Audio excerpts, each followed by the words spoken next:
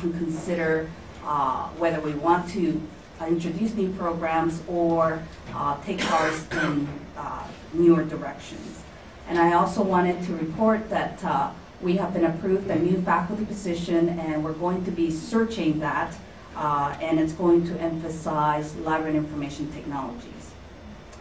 We have a good applicant pool and a great faculty and many students. I just wanted the faculty to stand up so everybody can see who you might be able to direct some of your concerns and questions to directly.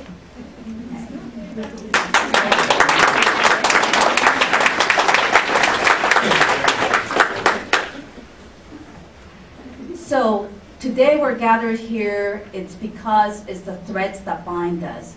It's what allows us to come to the table, and not just because we have the privilege now of being here at the university, but some of us have had the privilege and therefore we can share our knowledge. But there are many of us who haven't come here yet. So how do we make that happen? How can we increase the diversity in our profession so we can be relevant, so we can be sure that everyone in our communities are empowered? And so the discussions that we're going to have, and it is about you, and it's about dialogue and working and talking with each other. I don't want you to hold back, as CP and both Gerald have said. You know, we challenge you to share your particular concerns. It's not about sugarcoating. And so what we want to be able to do with that is, first, in the program, we've shared some diversity definitions. So you get a sense that there isn't one specific definition that we're working with, but there are many, and these definitions give you just a guideline of what we're thinking about when we're talking about diversity and inclusion. So we're going to start off first by beginning a dialogue, and these dialogues will be held in 4 different rooms. The first one is the Alexander room. Which it's, if you have a folder that has a red dot, it will be led by Professor Bill Keeley, if you can raise your hand, okay? And it'll be here in the Alexander room.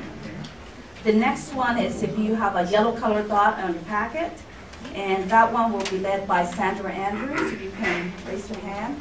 And she will be leading you in the Benbow room. The next one will be not the Dogwood room, but we've changed it to the Ferguson room, which is just down here. So the Ferguson room is for those who have a blue dot, and that will be led by Professor Jim Carmichael. Professor Carmichael, here you are at the back. And then the last one is the Sharp room, which will be those who have a green dot, and it will be led by Dr. Nora Bird. Nora? Great. Okay. So when you get to those rooms, you'll have an opportunity to have smaller group discussions. Then after that, we will have the refreshments and showcase, so you can learn about some of the research that we're doing, and then potentially consider ways that you yourself might contribute. We want to be able to ensure that we tap into your talent, so there are sign-up sheets by the registration desk where you'll be able to sign up your institution to be a service learning site or a practicum site. You'll be able to sign up to share your expertise if you want to be a guest lecturer or participate jointly in some research with us.